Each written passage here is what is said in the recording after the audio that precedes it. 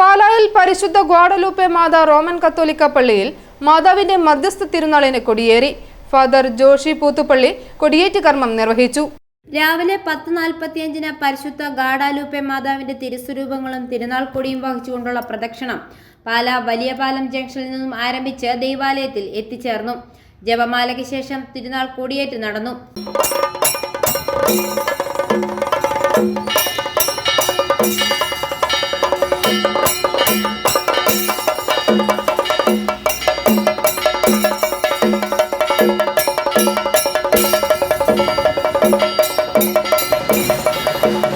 തുടർന്ന് വിശുദ്ധ കുർബാനയും നടന്നു. 4 മുതൽ 10 വരെ എല്ലാ ദിവസവും ഉച്ചയ്ക്ക് 12:15 വിശുദ്ധ കുർബാനയും നൊവേനയും ഉണ്ടായിരിക്കും. 11 വൈകുന്നേരം 4:15 വിശുദ്ധ കുർബാന, തുടർന്ന് പ്രദക്ഷിണം. പ്രധാന തിരുനാൾ ദിനമായ 12 വൈകുന്നേരം 4:30 വിശുദ്ധ കുർബാന, 6:30 ഇടവക കലാസമിതിയുടെ സർഗനിശായ എന്നിവയാണ് തിരുനാൾ പരിപാടികൾ. വികാരി father Joshi Puthupparambil, secretary Ebin Joseph Marutholil, general convener Mamachan Pallipparambil, Jubi George, P V George എന്നിവർ പരിപാടികൾക്ക് നേതൃത്വം വഹിച്ചു. ഐഫോറിയ ന്യൂസ്, പാലാ.